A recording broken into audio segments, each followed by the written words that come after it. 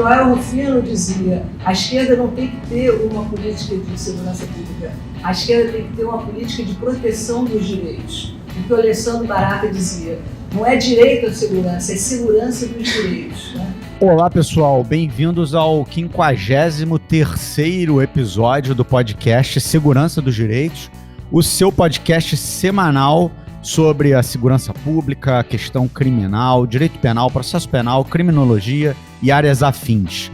Bom, estamos aqui hoje, ainda em tempos de pandemia, e por isso, mais uma vez, neste aprazível ambiente virtual.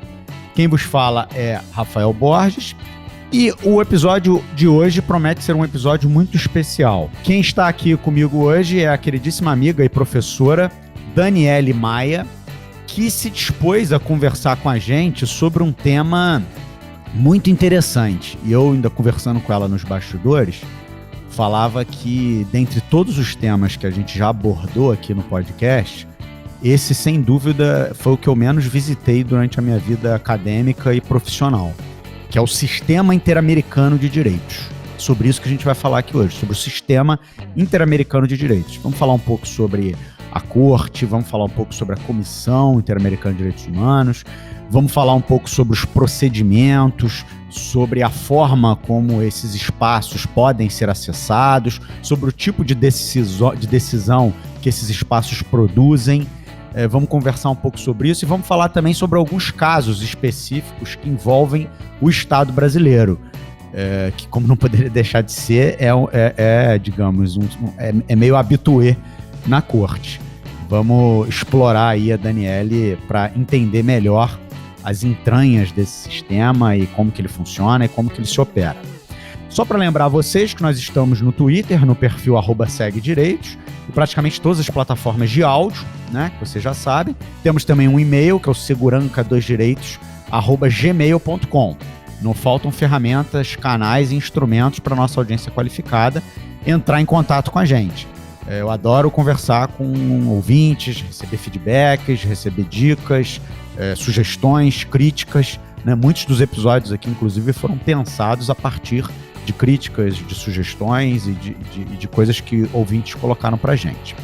Eu não vou gastar mais nem um minuto do ouvinte com a minha própria isolada voz e vou dar início imediato ao 53º episódio do podcast Segurança dos Direitos, o seu podcast semanal sobre segurança pública, que hoje vem no formato de uma conversa, um bate-papo com a professora Daniele Maia.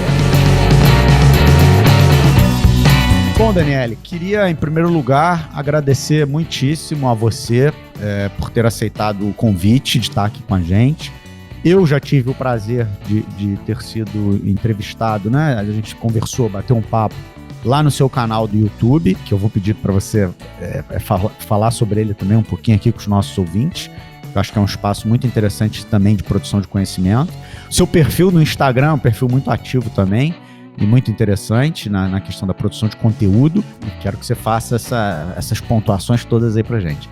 Então eu queria agradecer muito que você está aqui hoje, dizer que para mim é uma satisfação enorme estar trabalhando, estar estudando, estar aprendendo sobre esse tema, e queria pedir um pouco a sua paciência, porque eu vou fazer encaminhamentos bastante leigos para o assunto, porque realmente, como eu falei no início, de todos os temas que a gente já trabalhou aqui no podcast, esse, sem dúvida nenhuma, é o que eu menos visitei durante a minha vida acadêmica, durante a minha vida profissional, né? Então eu vou mesmo encaminhar perguntas bastante cruas de uma pessoa realmente que não conhece do assunto, e imagino que com isso também estarei ajudando bastante a audiência a se inteirar desse tema que é tão rico e tão importante. Se apresenta aí pro pessoal, Daniele, por favor. Primeiro, queria agradecer ao Rafael pelo convite, é uma honra estar aqui. Muito antes desse convite, eu já tinha divulgado o podcast lá no meu canal do Instagram, né, o @profDanieleMaia, falando que é um dos melhores podcasts sobre direito penal e criminologia. Eu sou Daniele Maia, como ele falou, eu sou doutoranda no programa de Direito e Sociologia da UF, e sou professora de Direito Penal também na UF, além de ser professora de Direito Penal no curso preparatório para defensorias públicas do curso SEI. Meu mestrado foi em Direitos Humanos, foi na UFRJ, e eu também dou aula de Direitos Humanos na pós-graduação do curso SEI. Como ele falou, eu atuo bastante nas mídias, no meu canal do YouTube, o Além do Direito. Lá eu faço vídeos variando, vídeos sobre criminologia, sobre direito penal, sobre direitos humanos e sobre o sistema interamericano, que é o que eu vim falar com vocês aqui hoje. Aí eu tenho um curso também, falei com o Rafael, sobre o sistema interamericano. É um mini curso, na verdade, porque ele tem 4 horas, e ele está disponível lá no portal Adapta. Para quem se interessar, eu trato bastante, assim, mais detalhado sobre os aspectos principiológicos, legais e de atuação no sistema. Muito bom. Daniele, eu queria começar um pouco aqui esse bate-papo, sabendo de você, assim, de forma geral, né? Quais foram as suas motivações, assim, iniciais para entrar tão profundamente nesse tema, né? Eu pergunto isso porque é realmente um tema bastante específico. É um tema que hoje no Brasil a gente já conta com alguma doutrina bastante consistente, mas ela é recente, né? Ela é relativamente recente, né? Tem, inclusive, a gente até citou aqui nos bastidores o queridíssimo professor Caio Paiva, né? Tem um livro sobre o tema, um livro fundamental para quem quer, enfim, compreender bem o sistema interamericano, né? E é um livro super atual, né, importante, mas é um tema, digamos assim, pouco visitado, né, pelos operadores do direito. Eu queria saber um pouco de você, assim, o que te fez entrar tão de cabeça nesse assunto? É interessante a pergunta, muita gente me faz até pela curiosidade de ver que o meu mestrado não foi sobre o sistema interamericano e o meu doutorado hoje em dia não é. Mas por que eu me levei a adentrar nesse sistema? E não foi numa parte doutrinária, foi numa parte mais prática. Na graduação, muito tempo atrás, né, em 2010, eu participei de um julgamento simulado na Corte Interamericana de Direitos Humanos, pela American University, lá em Washington. Eu fui representando a minha faculdade, a UFRJ, juntamente com uma colega, que é minha colega até hoje, e hoje, inclusive, ela está lá na comissão, na Relatoria de Mortos e Desaparecidos. Está trabalhando lá. Então, vocês podem ver como uma experiência acadêmica ela influencia o aluno, né? Acredito que tenha muitos professores como ouvintes aqui e como o trabalho de professor influencia o aluno. Nesse julgamento, a gente, quando se inscreve na competição, a gente é designado para representar ou o Estado ou as vítimas. Quando a gente se inscreveu, a gente foi designado para representar o Estado, que foi uma grande surpresa para mim, fiquei muito decepcionada, mas depois acabou sendo ótimo, porque eu consegui olhar o sistema de uma forma mais imparcial. A gente se dedicou muito, tanto que fomos semifinalistas, ficamos em 3º lugar da competição toda, que é na América Latina, e nessa competição você faz a petição inicial, você faz a defesa, e lá você faz uma defesa oral. Então ele simula todos os momentos do sistema, o momento que você entra com a petição é analisada, e depois o momento que você vai para a audiência pública lá na Corte Interamericana. Então são chamados juízes da corte, que avaliam a gente, nesse caso hipotético, e foi aí que eu comecei a entrar em contato e nunca mais parei. Apesar de eu não ter tido um interesse, vamos dizer assim, doutrinário, de me aprofundar no mestrado, de me aprofundar no doutorado, eu tive esse interesse mais prático, de entender realmente as ferramentas de acesso, como você não precisa ser advogado para acessar o sistema. Está lá no artigo 44 da Convenção Americana, qualquer pessoa, grupo de pessoas, não precisa nem ser identificada a vítima, o peticionário que tem que ser identificado. Então, você sendo advogado ou não, você pode acessar o sistema. Eu vou falar sobre isso mais para frente. Muito bom. Então, eu quero entrar justamente aí. Fala um pouquinho para a gente assim, sobre a estrutura, né? Eu queria entender um pouco assim, qual que é digamos, a normativa matriz, né, que orienta os procedimentos na corte, o que é a corte exatamente, o que é a comissão, como que uma interage com a outra.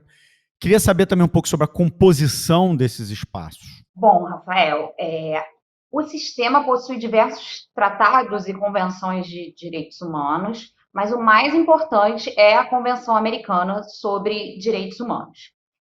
Ou o Pacto de São José da Costa Rica, né, como muita gente chama.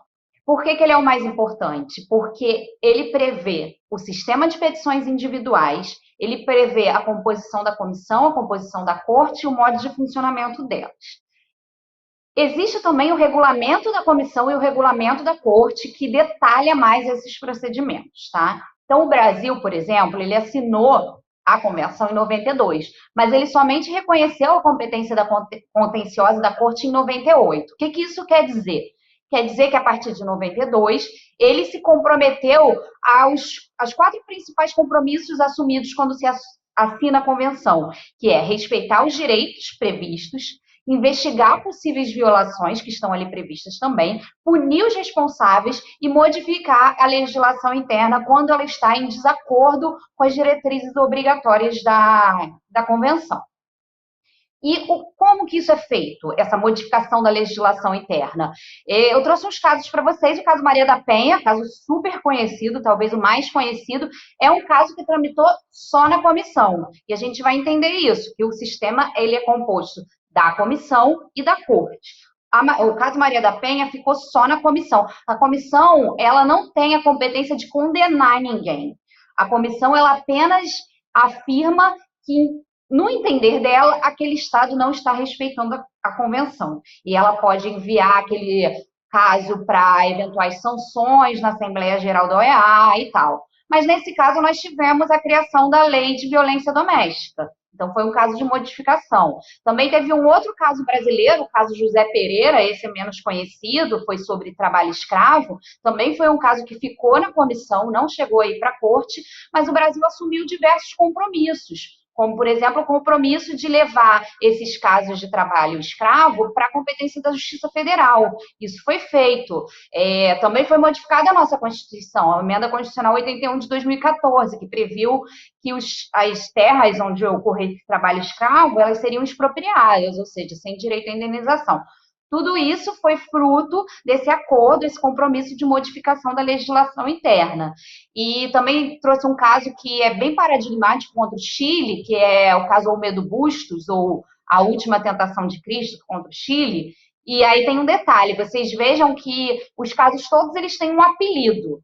Esse caso, A Última Tentação de Cristo, é o apelido do caso Olmedo Bustos, que é o nome do caso real. Esse caso foi para a corte. É um caso que... Por que ele teve esse apelido? Porque houve uma censura. A Constituição do Chile, ela previa uma censura a determinados filmes. Então, esse filme, A Última Tentação de Cristo, foi censurado. Não foi permitido que fosse veiculado lá. O caso chegou na corte, acabou ficando apelidado dessa forma, e a corte determinou que a Constituição teria que ser modificada, e aí sim foi uma condenação. Vejam a diferença, que a comissão não condena, quem condena é a corte. Isso confunde muito as pessoas, porque os veículos de comunicação acabam usando essa expressão condenação quando um caso tramita só na Comissão Interamericana, quando, na verdade, ali não houve uma condenação, houve um requerimento de que, houve um apontamento por parte da comissão de que aquele Estado não está cumprindo o que ele assumiu de compromisso quando assinou esse tratado. Então, voltando para não confundir vocês, por que esse tratado é tão importante? Porque ele prevê o sistema de petições individuais. A partir do momento que você assina a Convenção Americana, você tem a faculdade de assinar também o aceite da competência obrigatória da Corte enquanto Tribunal Internacional de Direitos Humanos. Implica dizer que os pronunciamentos da Corte são sentenças, são obrigatórias e são inapeláveis. Eles prevêem até um sistema parecido com os nossos embargos de declaração, que é uma petição que você pode pedir esclarecimentos, mas isso não é um recurso. E quando essa sentença é proferida, o país ele não tem direito de rever essa sentença em âmbito interno. O que se faculta é que, se houver uma condenação pecuniária, que essa sentença ela passe por um procedimento igual a outros procedimentos de cumprimento de sentença contra o Estado. Isso é possível, mas não do mérito daquela decisão. Pode-se negociar a execução da pena, né? Vamos dizer assim, né? A execução Exatamente. do cumprimento. Negociar a execução, mas não o valor, a forma de pagamento, por exemplo. Entendeu? Certo. Outros 2 tratados também prevêem o sistema de petições individuais. É a Convenção de Belém do Pará, que é o Tratado sobre Direitos das Mulheres. Ele prevê o sistema de petições individuais. E o Protocolo de São Salvador, que prevê o sistema de petições individuais para direitos sindicais e direito à educação. Então, tirando os direitos que estão previstos na Convenção, nós temos mais essas duas possibilidades de um peticionário acionar o país perante a Corte, que é esse Tribunal Internacional. Qual que é o pulo do gato aí? Você percebe que o artigo 26 da Convenção Americana, ele trata sobre os direitos econômicos, sociais e culturais e prevê que eles são de implementação progressiva. Então, não é possível você acionar o país e dizer que ele não está cumprindo determinado direito se ele estiver incluído nesse âmbito de direitos culturais, direitos que estão previstos nesse artigo 26.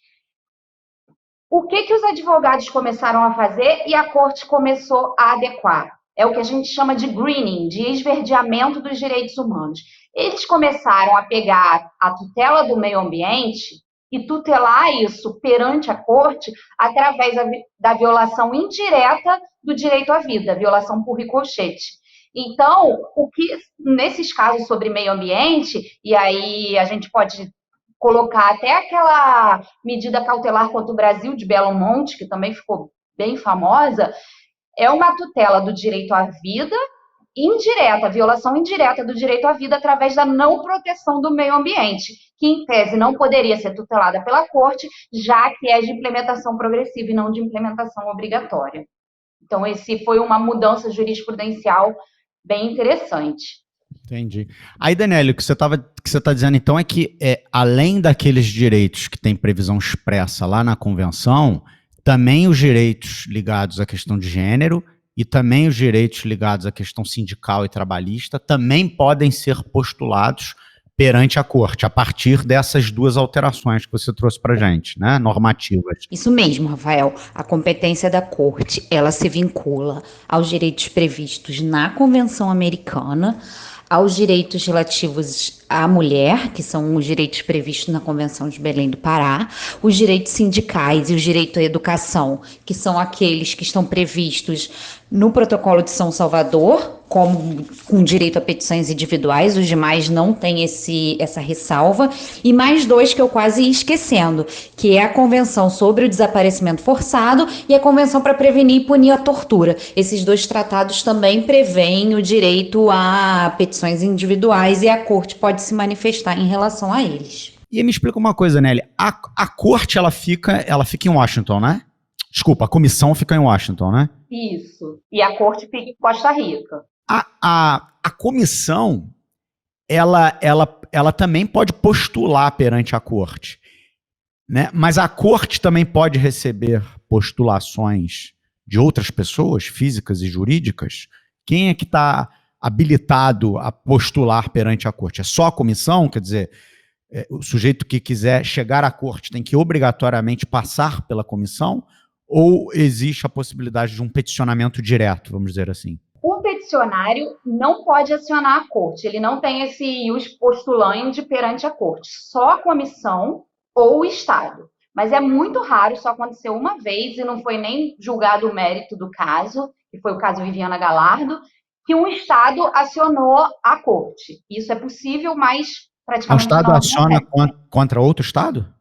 Isso, ou contra uma violação, nesse caso Viviana Galardo, foi uma violação própria do próprio Estado, e aí a Corte entendeu que, pelo princípio da soberania, foi contra Costa Rica, e ela deveria primeiro analisar isso, e não mandar para a Corte. E eles também, um Estado pode acionar, alegando violações em outro Estado, mas isso nunca aconteceu, apesar da previsão na Convenção Americana. Então, o peticionário, ele necessariamente tem que passar pela comissão. Qual que é o procedimento informal, primeiro, vamos dizer assim? É qualquer violação de direitos humanos que pode ser veiculada? Em tese, sim. Mas, quando um peticionário ele envia uma petição para a comissão pode aceitar ou não, e esse aceite não dá direito a um recurso. Então, o que o advogado, enfim, como eu falei, não precisa ser advogado, o peticionário, aqui no Brasil, quem mais envia são ONGs como o CEGIL, a Justiça Global e o ISER, e nos últimos anos a Defensoria Pública também tem sido um pouco mais ativa no sistema interamericano. Da União. Não, pode ser a Defensoria Pública do Estado também. não necessariamente é da União, também é da União. Mas o que precisa ser levado em consideração é que aquela violação de direitos humanos tem um condão de se ampliar. Ela tem que ser uma violação sistemática, recorrente, antiga. Ela tem que possibilitar ao sistema, na hora de eventual condenação, ir além do caso concreto, que ela tenha um condão mais coletivo, vamos dizer assim, porque as condenações não são só pecuniárias, elas são condenações de educar a população em direitos, no caso Gomes Lund, a guerrilha do Araguaia. O Brasil foi condenado a educar em direitos das Forças Armadas, em direitos humanos, condenações de abertura de praça pública, coisas simbólicas, praças públicas com o nome das vítimas, derrubada de nomes de ruas que tenham nomes de violadores de direitos humanos, ou então dar tratamento psicológico para as vítimas dessas violações, subsidiar ONGs e programas sociais, que naquela foi direito à mulher, foi direito de deficiência física, índios, subsidiar programas sociais naquele assunto. Então, o caso para ser levado, o peticionário precisa levar tudo isso em consideração, a possibilidade do sistema analisar aquele caso sobre diversas facetas, e não a violação em si. O advogado, na hora que ele pense num caso concreto para entrar, ele imagine o quanto aquele caso pode gerar efeitos coletivos. Por exemplo, o quanto o Estado poderia criar programas sociais naquele assunto, se é um assunto sobre índios, sobre idosos, sobre pessoa com deficiência, que o Estado tem a possibilidade de coletivizar aquela condenação através do empoderamento daqueles grupos sociais, que ele possa dar tratamento psicológico para essas vítimas. Então, a indenização pecuniária normalmente é dada, mas vai muito além disso, vai muito além da gravidade do caso concreto em si. E por que é isso? O sistema ele não tem aparato técnico para julgar todas as violações de direitos humanos. Então, a forma de recorte, de seleção que foi encontrada desde lá do princípio foi essa. Por isso eles levam tanto em consideração a questão jurisprudencial, o common law, a valoração do precedente, porque eles não têm como julgar todas as violações. Então, a violação ela tem que ter esse viés de gerar efeitos coletivos. Se você quer acessar o sistema, como pelo princípio da soberania, o Estado ele tem prioridade para julgar aquele caso de forma primária e integral, é preciso que você siga determinados requisitos. Por exemplo, isso está tudo lá na Convenção Americana, no Pacto de São José, nos artigos 46 e 47. É preciso que, se já tem havido trânsito em julgado, que o peticionário leve esse caso para a corte no prazo máximo de 6 meses. Não pode haver litispendência internacional, você não pode acionar o sistema ONU e depois acionar o Interamericano. 6 meses depois do trânsito em julgado? Do trânsito em julgado, exatamente. É tipo um prazo decadencial, né? Vamos dizer assim. Exatamente. Entendi. É tipo um prazo decadencial. Se você não aciona nesse prazo de trânsito em julgado, você não pode mais. Mas dificilmente os casos são levados... Mas é necessário, Daniele, que o judiciário brasileiro tenha se debruçado definitivamente sobre aquele tema? Ou, por exemplo, se você quer levar uma violação, a notícia de uma violação que não foi ainda objeto de análise pelo judiciário brasileiro, e aí você não tem que se prender a esse trânsito em julgado, correto? Não. Se o judiciário brasileiro ele não se manifestou sobre aquele assunto, você não pode levar para a corte.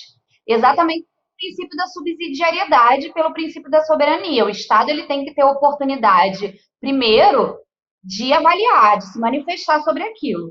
Só se o Estado, passado esse prazo, né, trânsito em julgado, não se manifestou, ou então o que acontece normalmente, porque o trânsito em julgado é muito raro, mas o que acontece normalmente é o peticionário alegar que não vai esgotar os recursos internos, porque aí ele dá o motivo no caso concreto. Então, nos primeiros casos que a corte julgou, que são chamados casos hondurenhos, que são 3 casos contra Honduras, o Velázquez Rodrigues, o Godínez Cruz e o Fahirem Garbi. Ela já estabeleceu o conceito de recursos adequados e recursos eficazes.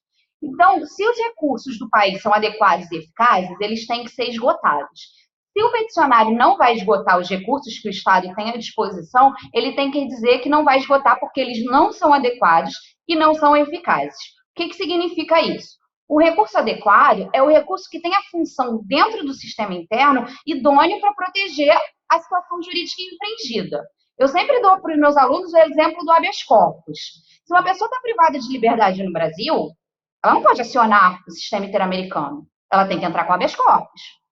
Agora, se esse habeas corpus ele não for eficaz, o juiz ele é parcial ou ele está sendo submetido a diversos requisitos que fazem com que esse habeas corpus não seja célere ou que nem estão previstos em lei, mas naquele caso concreto o judiciário está impondo esses requisitos, então faz com que um recurso que inicialmente era adequado, ele não seja eficaz no caso concreto. E aí sim eu posso acionar a corte, ou a comissão primeiramente, né? Porque não pode, o peticionário não pode acionar diretamente a corte. E a corte, ela além dessa competência jurisdicional, ela também tem uma competência consultiva. Essa competência consultiva, ela se dá por meio das opiniões consultivas. Quem pode requerer? A comissão, os estados e os órgãos previstos no capítulo 10 da Carta da OEA. O que são essas opiniões consultivas? Elas são utilizadas pela Corte para dar um norte para os peticionários de como é feito como é exercida a sua competência. Então, já lá nas primeiras opiniões consultivas, ela disse que ela não era uma quarta instância de proteção dos direitos humanos. O que ela quis dizer com quarta instância? A pessoa entra na primeira instância, depois tem um recurso e depois os recursos extraordinários, né? No caso do Brasil, o RESP e o RE. Aí eu estou insatisfeito ainda com a minha decisão, então eu vou acionar a corte. Não é assim. Você precisa dizer que o Estado, apesar de ter se manifestado, ele incorreu em algum vício. Então, a gente tem um caso interessante brasileiro que pode exemplificar essa questão dos recursos e da quarta instância, que é o caso Nogueira de Carvalho. O Nogueira de Carvalho, ele era um defensor de direitos humanos brasileiro que foi assassinado. Porém, o Estado garantiu um processo adequado, foi feito um tribunal do júri, mas essas pessoas levadas ao tribunal do júri foram inocentadas, e por isso os familiares do Nogueira de Carvalho acionaram a corte em busca da justiça no caso concreto, porque eles ficaram insatisfeitos. E a corte entendeu, apesar da comissão ter aceito esse caso, ter levado o caso para a corte, foi o único caso brasileiro que o Brasil não foi condenado, o único caso que chegou à corte e o Brasil não foi condenado, porque a corte entendeu que todas as medidas previstas no ordenamento jurídico interno, que eram medidas compatíveis com a Convenção Americana, elas foram cumpridas pelo Estado. Aquele processo ele foi relativamente célere, e o que ela entende por célere? Entende que célere é um prazo de 5 anos. E como você avalia esses 5 anos para mais ou para menos? Isso também foi julgado em 2 casos, o caso de Geni Lacaio e um outro caso contra o Brasil, nesse caso Nogueira de Carvalho. O que é um prazo adequado? Você avalia se o caso é muito complexo, precisa de provas extremamente difíceis de serem conseguidas, se os peticionários eles são ativos, se eles respondem no prazo correto, se o Estado ele também está lidando com aquele processo de forma adequada, cumprindo prazos, e o grau, o efeito jurídico que aquele processo gera nas partes. E aí é mais uma questão psíquica, o quanto aquele processo em andamento está gerando de efeito na vida pessoal daquelas partes. Então, tudo isso é levado em conta pela Corte para estabelecer como razoável, em tese, um prazo de 5 anos. E nesse caso Nogueira de Carvalho, a Corte entendeu que tudo isso tinha sido garantido. Então, ela não condenou o Brasil. E com isso eu quero exemplificar a questão da quarta instância. Não adianta uma mera insatisfação com a decisão do judiciário brasileiro. É preciso mostrar que houve uma irregularidade ou de um processo que nunca terminou. Por exemplo, o caso Favela Nova Brasília, que acabou de ser... Acabou não, foi em 2017 que o Brasil foi condenado por execuções extrajudiciais no Rio de Janeiro. o Ministério Público do Rio de Janeiro, ele arquivou esse processo de investigação porque já estava prescrito, mas nem chegou a investigar. Então, o Brasil acabou sendo condenado em 2018, após até o prazo que a corte deu, o Ministério Público do Rio de Janeiro reabriu as investigações sobre esse caso Favela Nova Brasília. Então, vejam que não é uma insatisfação com a decisão do Estado, é uma não reparação, uma não oportunidade das vítimas de se ver reparado perante o judiciário. Nossa, muito bom saber. Curioso, o Brasil é quase invicto, então, na E outros relação. países, no geral, é difícil a corte não condenar. Né? É bem difícil. Entendi. Tem um outro caso também, Brewer Carias contra a Venezuela, que a Venezuela não foi condenada. Então, são poucos, você consegue ver. E nesse caso da Venezuela, foi interessante, a corte até acabou sendo criticada. Por que ela não julgou o caso? Era um caso de uma pessoa que estava sofrendo ameaças e tinha um processo em andamento, e por ela sofrer ameaças durante esse processo, ela saiu do país. E aí o processo ficou parado, porque na justiça interna da Venezuela, para aquele processo andar, era preciso o comparecimento físico de quem estava sendo processado perante o judiciário. E a pessoa, o Brewer Carias, não conseguia comparecer fisicamente porque ele estava fora do país. E ele estava fora do país porque ele alegava que ele estava sofrendo perseguições. Ficou essa celeuma e eles acabaram acionando o sistema. Nesse caso, que, repito, foi até criticado, a corte estabeleceu o conceito de etapa temprana. Temprana em espanhol é etapa recente, né, curta. Por que etapa temprana? Ela entendeu que ela não iria julgar aquele caso porque estava numa etapa muito prévia do judiciário interno. O país ainda tinha a opção de reparar internamente. Mas lembrando que a Venezuela não faz parte mais do sistema, ela denunciou, ela esperou o prazo de vacatio legis, que é de 1 ano, e não mais faz parte do sistema. Porém, a corte poderia ter condenado porque esse caso era anterior à saída dela, mas foi julgado em momento posterior. Então, assim, pode ter havido uma questão política aí também, nesse caso do Brewer Carias. A gente não tem como saber, mas foi levantada essa jurisprudência da etapa temprana, que agora virou uma forma dos estados se defenderem, né? Quando eles se defendem desse não esgotamento dos recursos internos. E aí o Rafael também me perguntou, né, como é que é o processo. Você tinha me perguntado, como é que é o processo? Rapidinho, Daniela, antes de entrar no processo, eu queria que você falasse um pouco da composição, tanto da corte quanto da comissão. Então, vamos lá. Ambos têm 7 membros, a comissão e a corte. A comissão fica lá em Washington, a corte em Costa Rica. Os membros da comissão, eles são escolhidos pela Assembleia Geral da OEA. Os membros da corte são escolhidos pelos signatários da Convenção Americana. Então, é um pouco mais restrito quem tem direito de votar. Os países mandam listas tríplices e, dentro dessas listas, essas pessoas são escolhidas. A comissão, apesar de só ter 7 membros, ela se desmembra muito. Ela atua por meio de relatorias temáticas. Então, nós temos relatorias temáticas sobre índios, mulheres, crianças, população LGBT, desaparecidos políticos, que é até onde aquela minha colega que eu falei no início trabalha. Então, a comissão, até um caso chegar nesses 7 membros da comissão, ele passa por essas relatorias temáticas. A comissão, ela também atua mutuo próprio, que a gente chama. Ela pode fazer visitas in loco nos países, claro que com autorização do país. Ela veio ao Brasil no final de 2018 e ela fez um relatório, está disponível na internet para quem quiser ler, sobre as violações que ela encontrou. Essas relatorias temáticas, elas fazem relatórios periódicos sobre o monitoramento dos direitos humanos nos países. Tudo isso por iniciativa própria. Então, a comissão ela tem muito esse viés de atuar de forma autônoma, que a corte já não tem. A corte atua quando um caso chega a ela. Ou então, por meio de medidas cautelares e provisórias, que são medidas de urgência. As medidas cautelares elas são proferidas pela Comissão Interamericana e as medidas provisórias pela corte. Qualquer peticionário legitimado a acionar o sistema pode pedir medidas cautelares. E o Brasil tem várias. No caso, Marielle, a companheira dela, conseguiu uma medida cautelar, porque ela estava sendo ameaçada. O Jean Willis também conseguiu uma medida cautelar quando ele estava sendo ameaçado.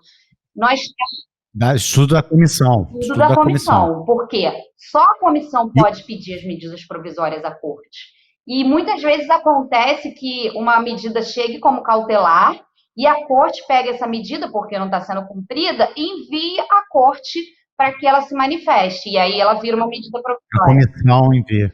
E nós temos algumas sobre o sistema carcerário. O caso Plácido de Sá, por exemplo, era uma medida cautelar e virou medida provisória. O complexo de Pedrinhas, se não me engano, também era uma medida cautelar que virou provisória. Nós temos 17 entre medidas cautelares e provisórias só sobre o sistema carcerário brasileiro. Então, Daniele, deixa eu entender bem. Então, de fato, existe uma hipótese em que a própria comissão ela exara, digamos, uma decisão, né? Propriamente, podemos chamar de decisão, isso que você chama de medidas cautelares, que elas são, então, submetidas à corte e a corte as referenda ou não? É mais ou menos isso? Então, a gente nunca pode chamar os pronunciamentos da comissão de decisão porque elas não têm cunho obrigatório, como as decisões da corte que, uma vez que o Estado tenha assinado a Convenção Americana, ele se submete à jurisdição obrigatória da corte. E no caso da comissão, como o país ele não tem essa faculdade de dizer se ele aceita ou não aquela competência, ela nunca pode ser obrigatória nesse sentido, porque senão iria ferir a soberania do Estado. Ele não pediu, não aceitou aquela jurisdição e aquela jurisdição vem como obrigatória. Por isso que a gente é complicado chamar de decisão, porque ela não é obrigatória. Claro, existe uma coerção política, uma coerção indireta, mas não uma obrigatoriedade jurídica enquanto assinatura de tratado, entende a diferença? Então, e aí, por conta disso, as medidas cautelares têm esse mesmo cunho não obrigatório, digamos assim. Já as medidas provisórias, não. As medidas provisórias têm o mesmo cunho obrigatório das sentenças da corte. Por isso que a parte ela pode acionar a comissão eventualmente pode conceder a medida cautelar e ela pode decidir, a parte pode requerer e ela decidir enviar para a corte um pedido de medida provisória sobre o mesmo objeto de uma medida cautelar que ela já tenha proferido. Isso acontece, e já aconteceu várias vezes com o Brasil.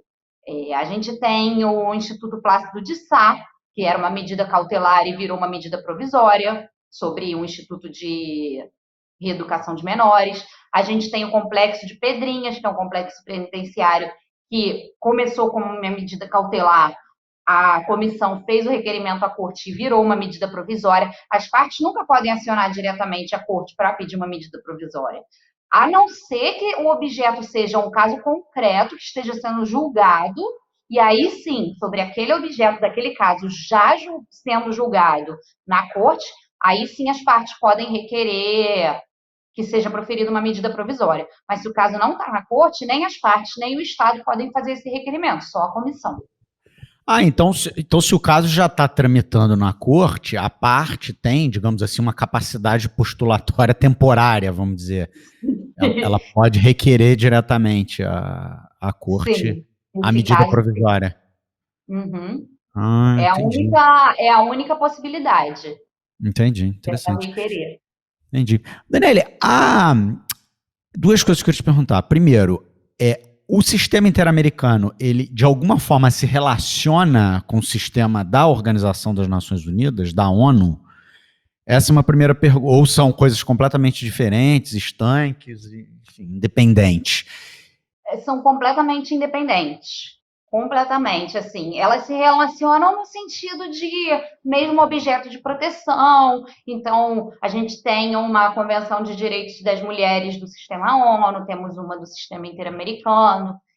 Nesse sentido, elas se relacionam. Às vezes, quando não tem um precedente sobre determinado caso concreto no sistema interamericano, a corte acaba pegando um precedente do sistema ONU, ou então do sistema europeu de direitos humanos, da corte europeia, mas é só, não existe qualquer relação que vá além disso. O Brasil ele já foi condenado uma vez pelo Comitê de Direitos Humanos da ONU sobre violência obstétrica, no caso Aline Pimentel.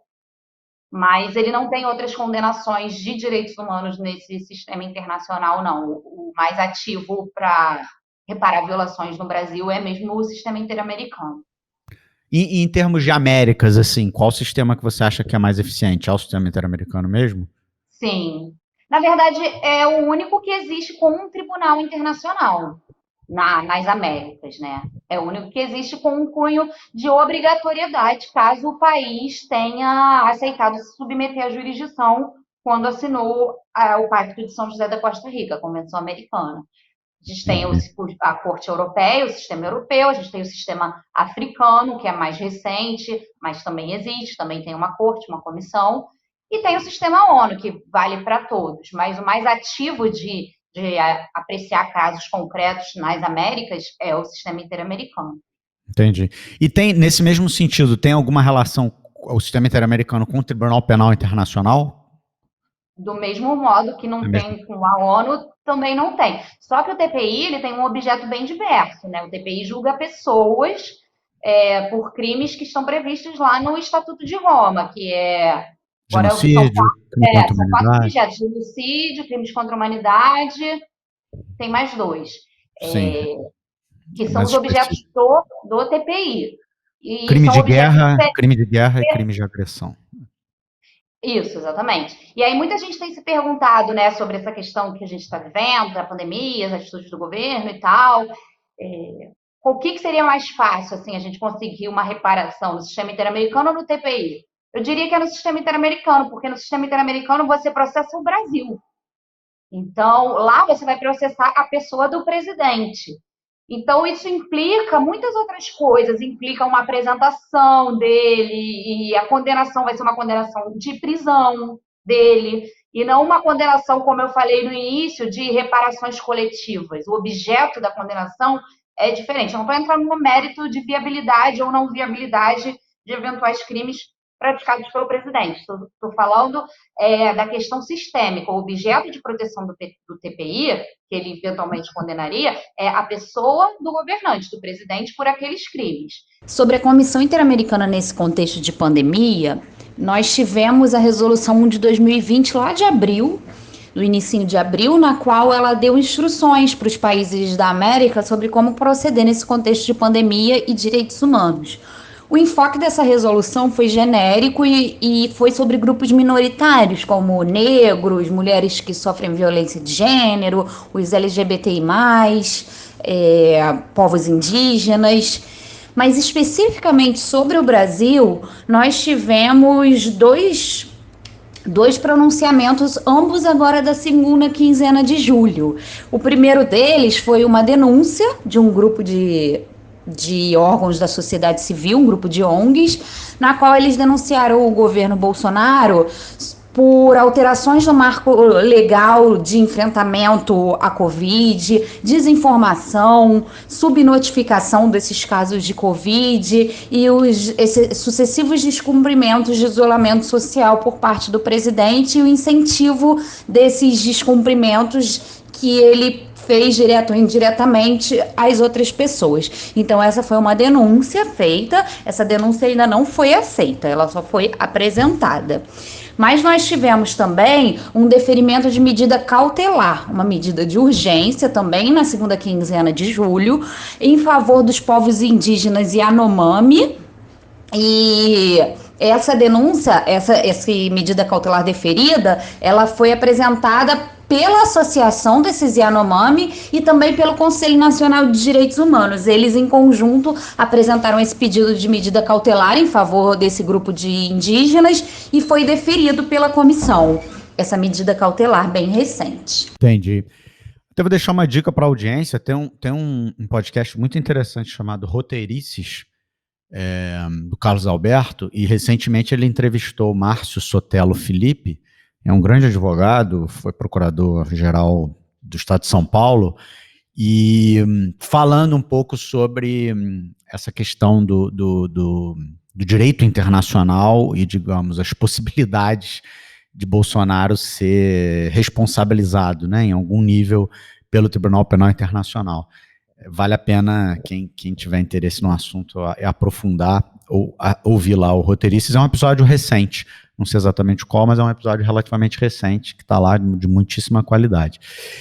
Daniele, e aí deixa eu te perguntar uma coisa, que tipo de sanção os estados, a que tipos de sanções os estados podem se submeter na hipótese deles não cumprirem uma decisão da corte, né? Pergunto isso porque no sistema de direito interno, né, você tem aí diversos instrumentos. E se tratar de uma execução civil, por exemplo, a justiça pode penhorar os teus bens, né? Estou simplificando aqui demais, mas, né, se tratar de uma condenação criminal, a polícia pode ir atrás de você, pode te prender à força. Você tem dentro do direito interno uma série de mecanismos coercitivos, em última medida até violentos, que podem ser acionados para obrigar a pessoa que é o alvo daquela decisão judicial a cumpri-la. Mas e no sistema interamericano? Quer dizer, o que se faz contra um Estado que não cumpre uma decisão?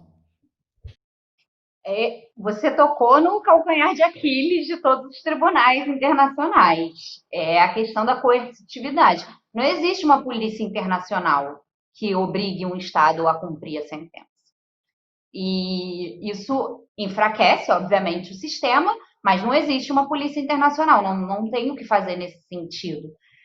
E quais são as medidas coercitivas adotadas por esses sistemas? São de cunho político, basicamente.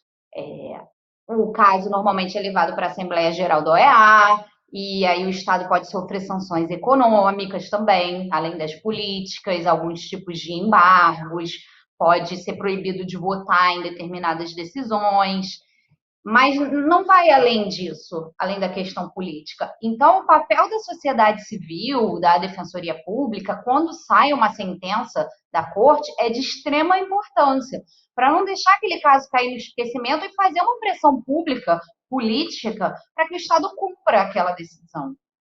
Mas realmente é um problema.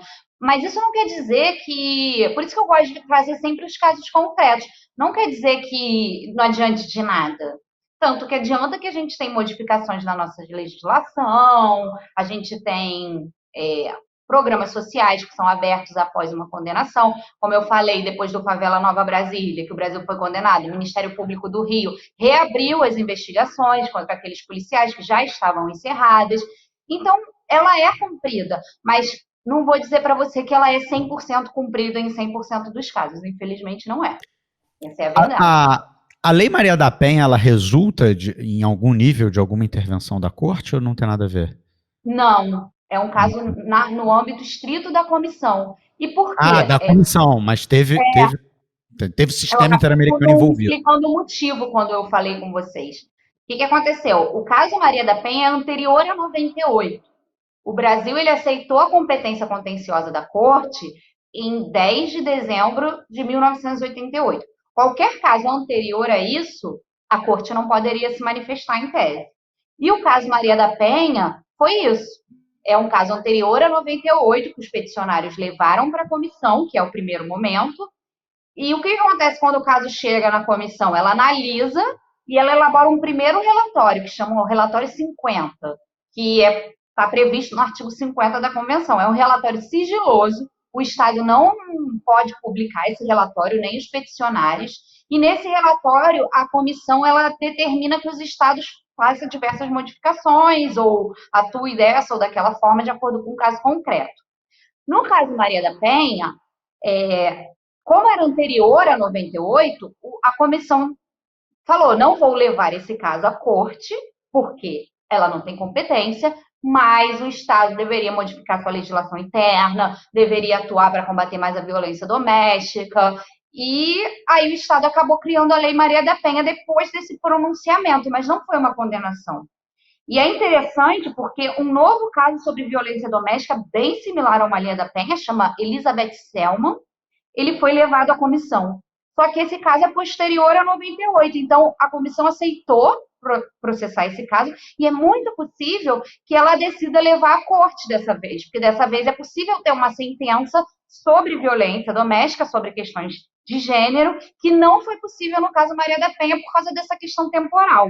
Então, Daniele, vamos falar agora um pouquinho. Eu tô gostando muito do papo, porque você está atravessando os casos né, na medida em que você vai explicando, e essa exemplificação, ela está facilitando muito a minha compreensão leiga do assunto, né? Então, acho que tá muito didático mesmo. Agora, deixa eu te perguntar, fala um pouquinho para a gente sobre o procedimento, né, digamos assim, propriamente dito. O que se tem que fazer, como que se faz, depois de feito, como que a coisa se processa internamente? Existe uma instrução, existe uma fase de diligências, tem algum nível de paralelo com o nosso processo criminal ou com o nosso processo civil? Queria que você falasse um pouquinho para a gente sobre isso. Então, a partir do momento que o peticionário entra com a demanda, a comissão ela analisa se recebe ou não. E esse recebimento ou não recebimento não dá direito a recurso. A partir do momento que ela recebe, ela dá um prazo para o Estado se manifestar. E depois do Estado se manifestar, dá novamente um prazo para os peticionários se manifestarem. Depois disso, ela elabora esse relatório 50, que eu falei para vocês, que está previsto no artigo 50 da Convenção, que é sigiloso, e o Estado tem um novo prazo para adotar as determinações desse relatório. Ele não adotou e o prazo passou. A comissão ela vai elaborar um segundo relatório.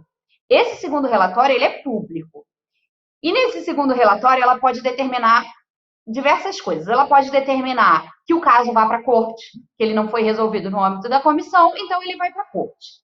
Ela pode determinar que o caso vá para a Assembleia Geral da OEA, e isso pode ser ou, né? Ela pode determinar que o caso vá para a corte e que a Assembleia Geral da OEA dê alguma sanção para aquele Estado por aquele descumprimento, sanção econômica ou política, e ela pode simplesmente determinar novamente as medidas que ela já tinha determinado sem adotar nenhuma dessas duas opções que eu falei para vocês antes.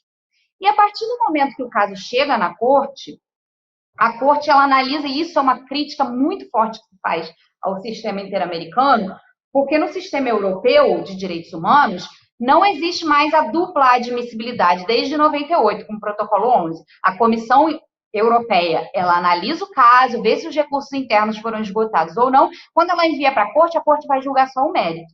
No sistema interamericano, a gente tem a dupla admissibilidade. A comissão recebe o caso e ela analisa se os recursos foram esgotados, se os recursos eram adequados, eficazes, aquilo que eu já falei para vocês. E quando ela manda para a corte analisa de novo. Então, acaba que o processo não fica tão célere. A corte ela vai analisar novamente, porque o Estado sempre alega que os recursos não foram esgotados. É a defesa de praxe de todos os Estados é que não houve esgotamento dos recursos internos, então a corte não tem competência para julgar. Quando o processo chega na corte, o Estado ele tem a oportunidade de se defender através de uma contestação. As vítimas também se manifestam. E a comissão ela atua como uma espécie de custos legis, isso desde a reforma no regulamento da comissão em 2009. Antes, quando a comissão levava o caso para a corte, ela defendia as vítimas, supostas vítimas, né, que elas chamam, porque ainda não houve a condenação. Hoje é diferente. Hoje as vítimas elas têm que ter a própria defesa. E se elas não tiverem, é chamado o defensor público interamericano, que é uma figura criada exatamente para proporcionar que a comissão exerça esse papel de custos legis e não de defensor das vítimas. Então, caso a parte não tenha defesa, é acionado esse defensor público interamericano. O Estado brasileiro já disponibilizou defensores públicos para exercer esse cargo, e a comissão fica ali atuando de forma parecerista, né, como se fosse o Ministério Público. Chegou o caso lá na corte, a corte aciona o Estado para que ele se defenda, aciona as vítimas para que se manifeste sobre aquela defesa, e a comissão também vai opinar sobre o direito ou não direito daquelas vítimas. Eventuais provas podem ser produzidas, existem audiências públicas de oitiva das vítimas, essas audiências são públicas mesmo, são veiculadas pela internet, então a gente consegue ver. Pode ser chamado amicus curiae para se manifestar, como acontece no STF, em casos de temas mais técnicos, né, que às vezes os magistrados não entendam tanto. Lembrando que eles não precisam ser magistrados em si, como no Brasil, eles são profissionais eleitos, como eu falei, pelos membros da convenção, por meio de lista tríplice enviada pelos países, e depois de todo esse processo, oitiva, provas e pareceres da comissão, a corte dá a sentença dela.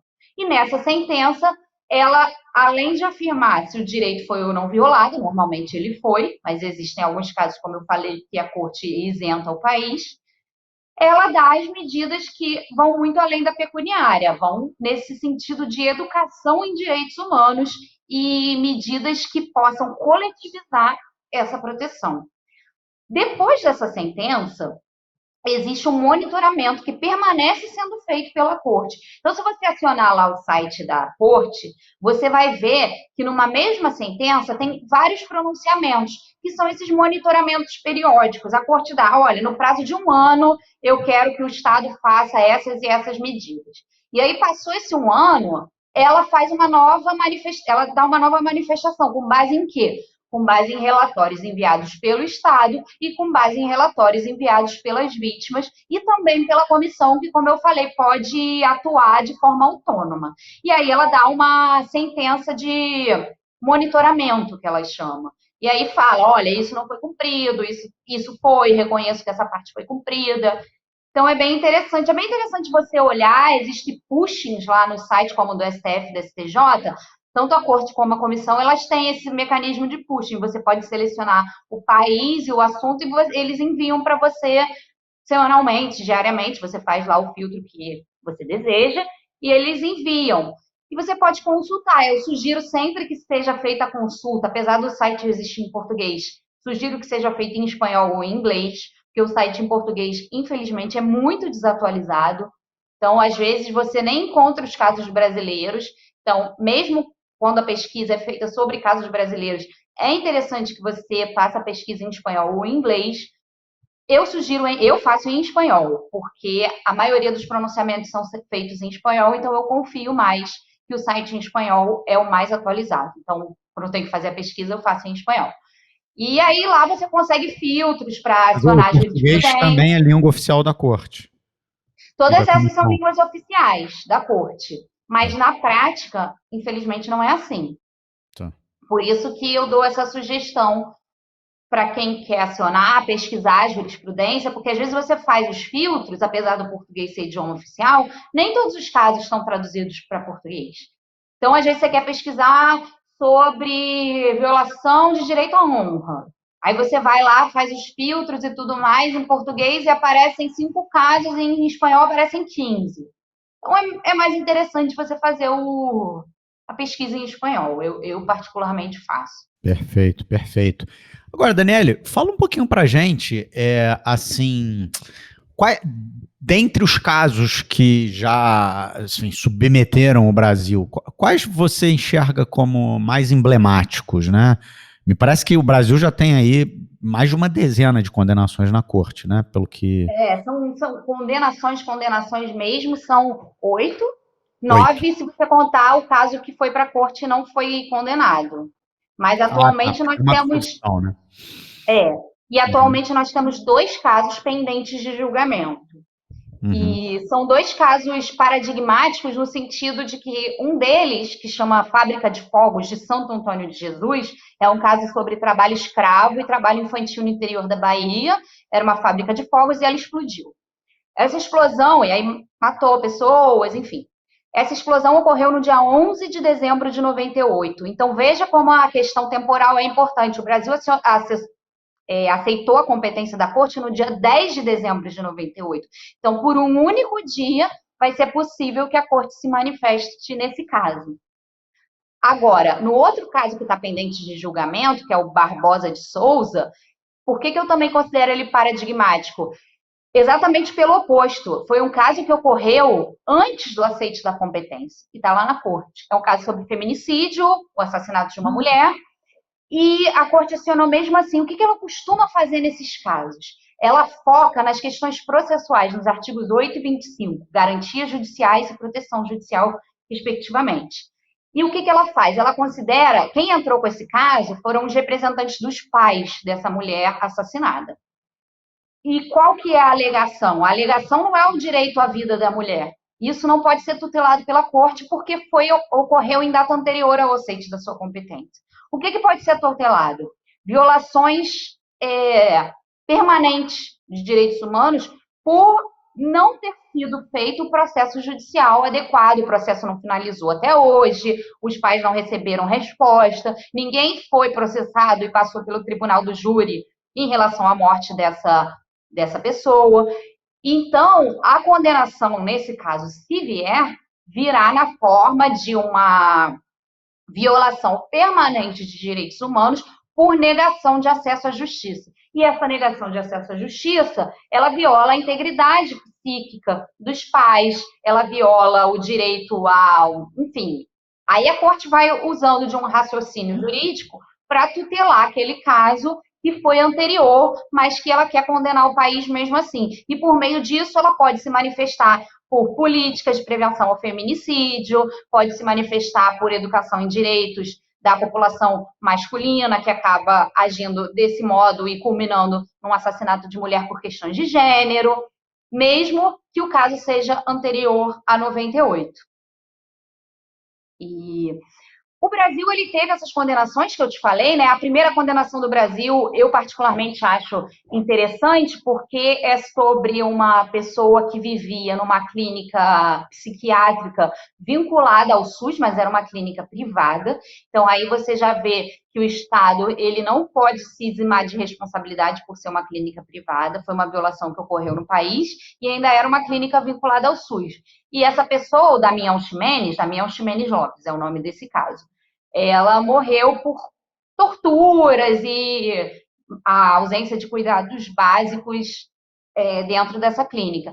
Então, posteriormente a esse caso, nós tivemos aquela lei Sobre esse caso tem um livro excelente da Nadine Borges, né? Ela tem um livro muito bom sobre esse caso, do Damião Ximenes, que é o primeiro caso de condenação brasileira na corte, né? No Ceará, né? Foi no Ceará, não foi? Foi. No Ceará. E assim, a corte, ela não julga pessoas físicas. Quando a gente olha lá, nos primeiros artigos, 1.1 e 2, pessoa é todo ser humano, diz a Convenção Americana. Por conta disso, a corte estabeleceu que ela não seria competente para julgar pessoas jurídicas. E ela fez isso por meio da opinião consultiva 22, como eu falei, né? Ela tem essa competência consultiva e por meio dela, ela informa os estados como que ela vai julgar, mas também tiveram 2 casos concretos, o caso Rádio Caracas de televisão contra a Venezuela e o caso Cantos contra a Argentina. Nos 2 casos, apesar de parecer que se tratavam de pessoas jurídicas, uma era uma rádio, e nesse caso Cantos era um empresário que sofreu várias violações do Estado por meio da sua empresa, ela tutelou as pessoas por trás da pessoa jurídica. O senhor Cantos, né, que era o proprietário da empresa, e os titulares da concessão pública da Rádio Caracas de televisão. Ela não tutelou as pessoas jurídicas, e sim as físicas que estavam por trás. E também, quando eu falei sobre o Estado se eximir de responsabilidade, a gente tem a cláusula federal, que está no artigo 26, que é uma cláusula que diz que não importa se a violação ocorreu no Estado parte, Estado membro, como você falou, no caso do Ceará, importa que ocorreu no Brasil. Quem vai responder perante o sistema é o Brasil, e não aquele Estado. É no artigo 28, perdão, falei errado. Mas existe o caso de paradiplomacia. O que é a paradiplomacia? É quando o Brasil, enquanto Estado, União, aceita que o Estado membro, Estado parte, negocie perante o sistema interamericano. Então, é um convênio entre Estado e União que o sistema admite. Não é uma escusa dessa cláusula federal. E nessa paradiplomacia, nós temos um caso contra o Maranhão, que é o caso Meninos Emasculados contra o Maranhão, uma série de meninos que foram encontrados mortos e com os órgãos genitais violados. Então, foi uma grave violação de direitos desses meninos. Chegou lá na comissão e ocorreu um acordo entre o Brasil e o Maranhão para que o Maranhão sozinho solucionasse aquele caso, e foi um caso de solução amistosa. Nem chegou a fazer aquele relatório 50, que eu falei, o segundo relatório, a possibilidade de levar para a corte, não chegou nesse nível. Na primeira manifestação brasileira, o Brasil, através do Maranhão, já se predispôs a solucionar amistosamente aquele caso, já reconheceu a culpa. Então, fizeram uma exceção à cláusula federal, utilizaram-se da paradiplomacia e o Maranhão resolveu esse caso. Legal. Daniele, a gente está, felizmente, chegando aqui mais ou menos ao final do nosso programa, mas eu ainda queria explorar umas coisinhas com você, desse tema tão rico, né, e tão inédito aqui para a gente no podcast. O Brasil enfim, coleciona episódios de violação de direitos humanos, né? Enfim, a gente poderia ter uma corte inteira só para a polícia do estado do Rio, por exemplo. Poderia ter outra corte inteira só para o nosso sistema carcerário, poderia ter outra corte inteira só para episódios de violência de gênero, por aí vai. O Brasil realmente não é um país que tenha se destacado pela observância, né, desse tipo de direitos e de garantias individuais. Lamentavelmente, acho que isso tem um pouco a ver com a nossa posição periférica no capitalismo mundial e por certas opções políticas equivocadas que a gente adotou, uma ditadura militar muito extensa, uma redemocratização trôpega, né, uma série de fatores aí que leva a esse estado atual de coisas. Mas eu queria te perguntar o seguinte, indo especificamente a um desses pontos que eu levantei aqui. O sistema carcerário brasileiro, ele é mundialmente reconhecido como um sistema medieval, né? Não só mundialmente, mas também internamente, né? O próprio Supremo Tribunal Federal tem uma decisão mais do que conhecida de todo mundo, declarando o sistema carcerário brasileiro um estado de coisas inconstitucional. E apesar disso, a gente está aí rumando para 1 milhão de presos, né? Enfim, consolidamos a posição de terceiro maior país encarcerador do mundo e rumamos aí para 1 milhão de presos.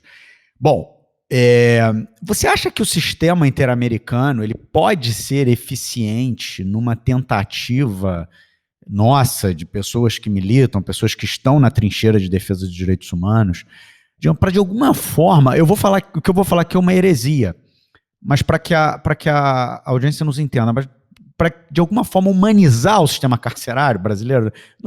Nenhum sistema carcerário é humanizável, né? O sistema carcerário é uma instituição total que tá ali para desumanizar.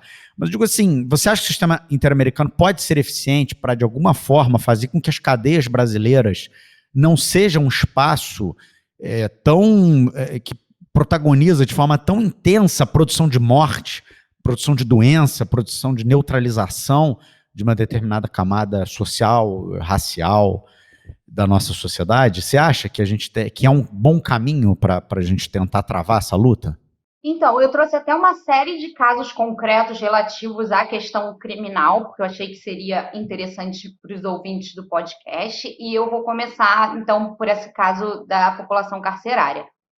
Sobre a alternativa, né, para o Brasil, a gente cai na questão da coercitividade, que a gente já falou, a ausência de polícia internacional que obrigue o cumprimento das decisões, são sanções econômicas e políticas que fazem o papel de uma sanção, de uma polícia interna que a gente tem.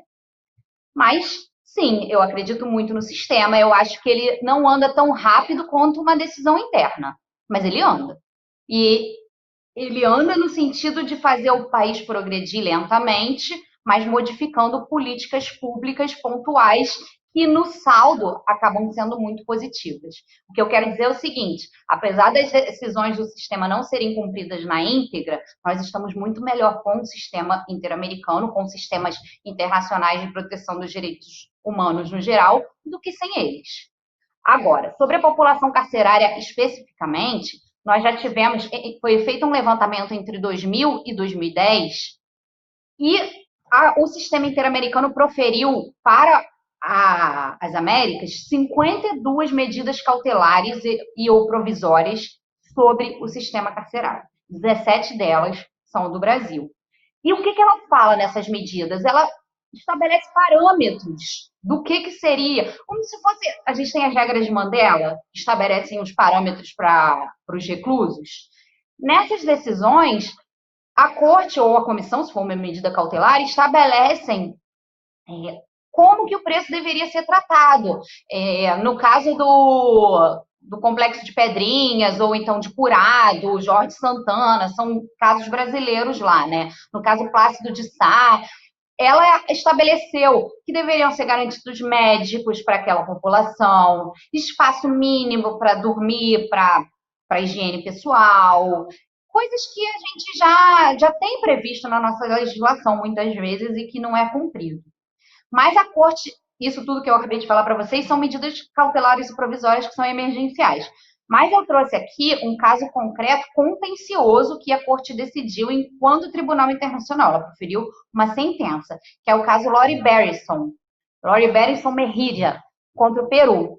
E a Lorena Machado do Nascimento, que é mestranda da Universidade Federal da Bahia, ela tem uma pesquisa muito ampla sobre esse tema da população carcerária e do sistema interamericano. A gente fez uma live, está lá no meu Instagram salva, para quem quiser, e nesse caso ela tratou muito bem desse caso, Lori Berenson. Foi um quadro de superlotação de natureza estrutural e sistêmica do sistema carcerário do Peru, bem similar ao que temos no Brasil.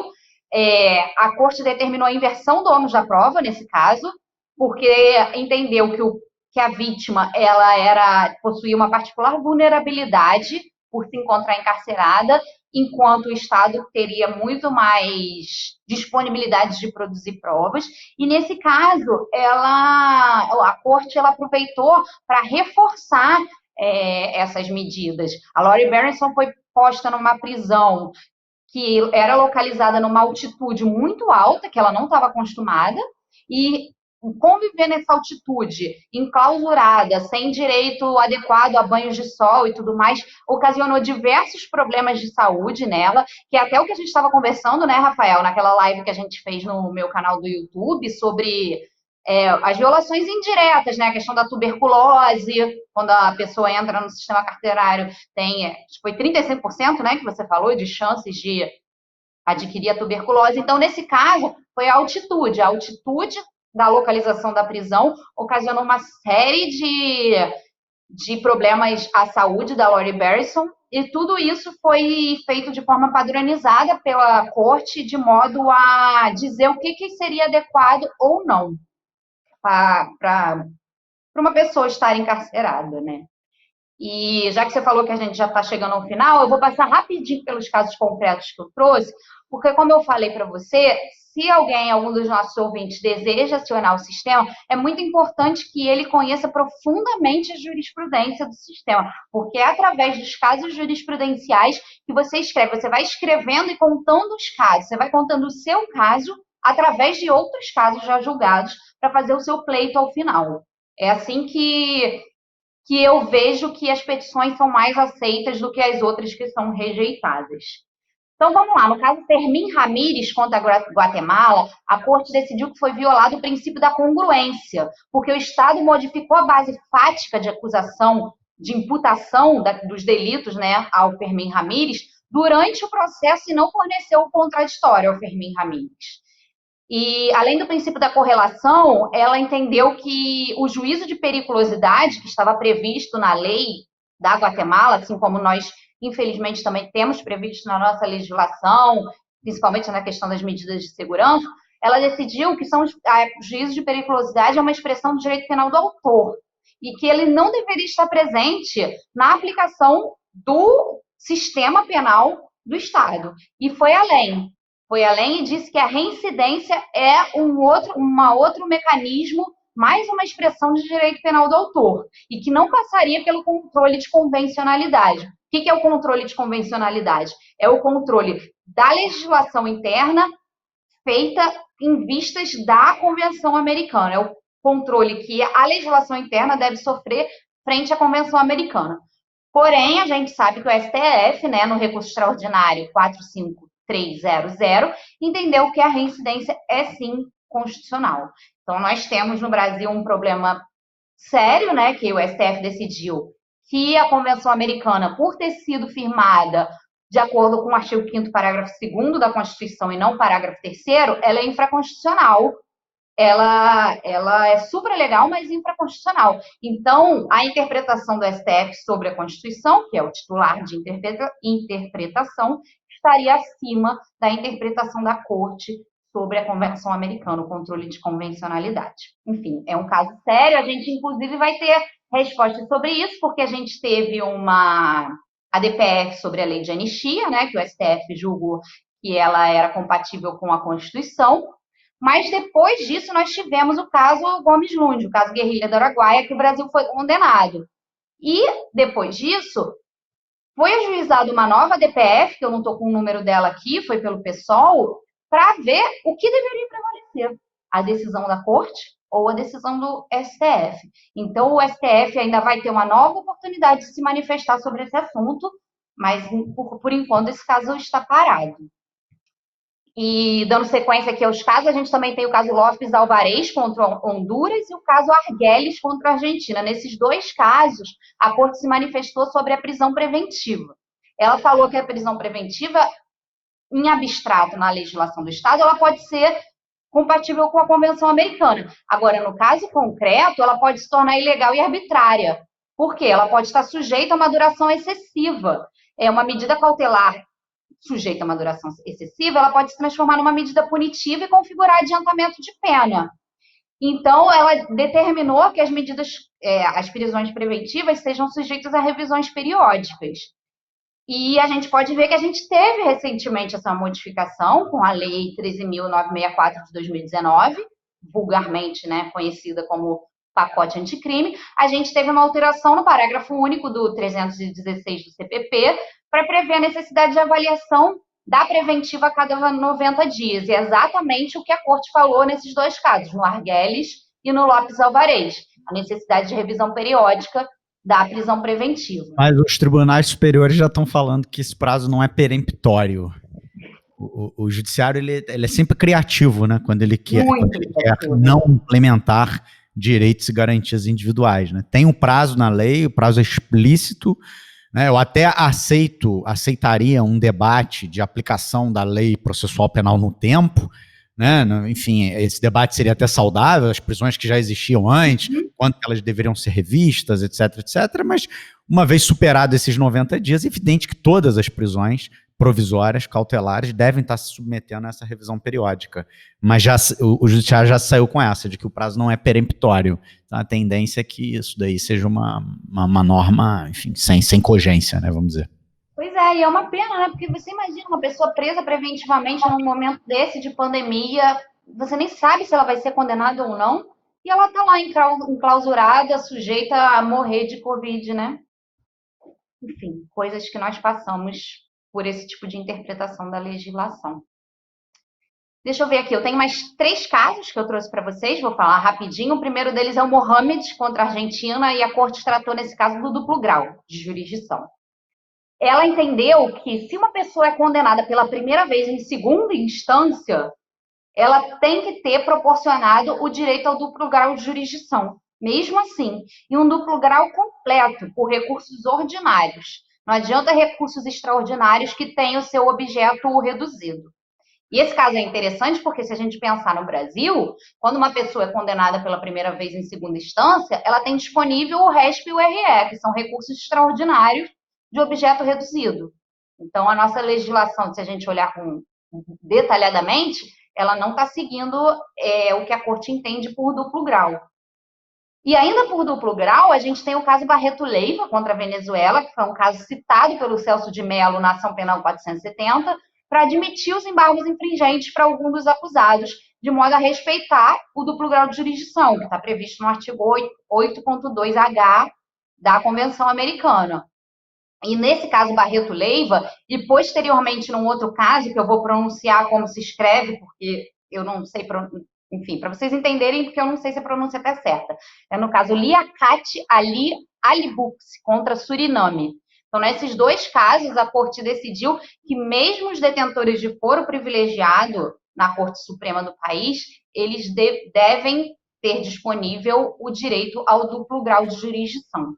Isso influenciou a tomada da decisão do Supremo sobre o cabimento dos embargos infringentes no caso na Ação Penal 470, né?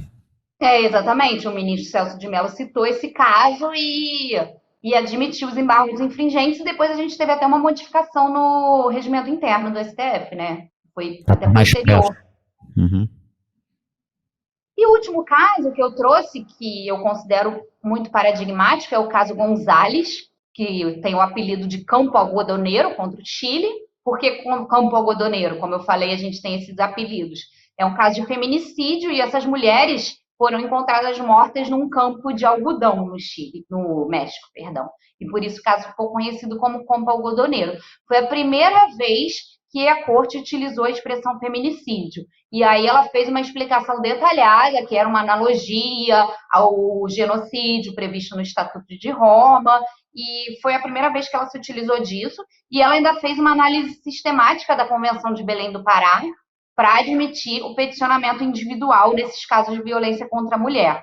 Então, além da Convenção Americana e dos direitos à educação e sindicais previstos no Protocolo de São Salvador, a partir desse caso, ela fez uma interpretação analógica da Convenção de Belém do Pará, do artigo 12 especificamente, e passou a admitir petições individuais também para casos de violência contra a mulher.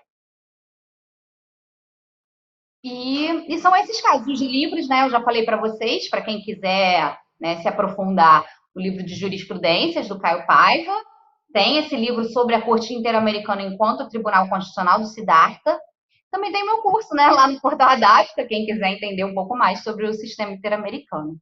Muito, muito bom, Daniele. Poxa, foi assim impressionante.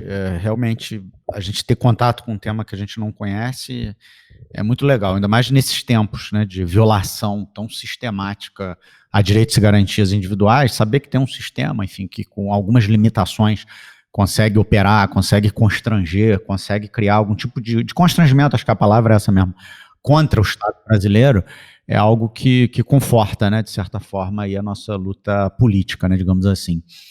Nelly, queria te agradecer muito, tá, a tua presença aqui hoje, tão aguardada. Foi muito bom estar aqui batendo esse papo com você, muito bom mesmo. Eu acho que você deixou aqui lições preciosas e, é claro, tem lá uma série de caminhos para que a audiência que realmente queira mergulhar nesse tema como você mergulhou, pode acessar, né? Todos os livros que você citou, o seu curso, o seu canal no YouTube, o seu perfil no Instagram também falam muito sobre esse tema, né? Dentre outras coisas, mas também você fala muito sobre esse tema. Então eu acho que não faltam aí caminhos para que a audiência se qualifique cada vez mais. Te agradecendo demais por ter vindo aqui, eu queria te passar a palavra para você se despedir da nossa audiência e para você também deixar aquela dica que eu sempre peço para os nossos entrevistados, que é uma dica cultural que não seja propriamente a dica de um livro jurídico, né? Você fez diversas dicas aí de livros jurídicos, dentre os quais eu destaco o do defensor público Caio Paiva, mas claro que os outros são igualmente importantes, mas dou destaque a ele porque conheço um pouco do trabalho dele e sei que ele também é um ouvinte entusiasmado aqui do podcast, está sempre indicando a gente, enfim, sempre referenciando a gente. É isso, queria então te passar a palavra aí para você dar o tchau para a galera e deixar a sua dica para gente, de um livro que não seja um livro, ou de um livro, enfim, de um filme, de qualquer coisa, que não seja propriamente de natureza jurídica. Eu também, antes de indicar, vou agradecer a oportunidade, é uma honra estar aqui. Se você parar para olhar quem foram os convidados prévios, eu me sinto mais honrada de ver essa lista de grandes pensadores, operadores do direito, doutrinadores acadêmicos e, enfim, pessoas que trabalham, que lutam por um direito mais justo, um direito que leve em conta a posição das minorias, que tente fazer a diferença, que tente fazer com que as coisas não sejam tão desiguais como a gente tem visto por aí, né? Então, agradecer muito, espero que vocês tenham gostado. Esse tema é um tema que me instiga, é um tema que eu gosto, que eu acho muito bom para a gente tentar ir além, né? E além quando a gente acha que não tem mais solução no âmbito interno, a gente tenta ir um pouco mais e tenta buscar o direito numa instância acima. Sobre a indicação de livro, eu vou indicar um livro não jurídico, mas antes eu queria falar eu acabei não falando da minha dissertação de mestrado, que acabou virando um livro, está disponível pela editora SEI, chama Intervenções Humanitárias à Luz da Teoria Crítica dos Direitos Humanos, é um livro de ciência política, e eu faço um estudo de caso sobre a intervenção dos Estados Unidos no Iraque, em 2005.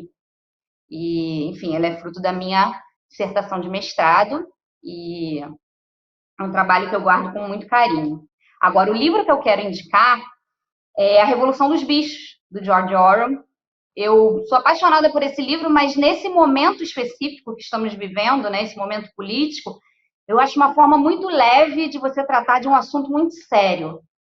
E você proporciona para as idades diversas, né? Uma pessoa mais jovem e tal consegue entender aquele livro, mas ele também é muito entendível e gera muitas reflexões para uma pessoa adulta, para uma pessoa mais velha, mais madura.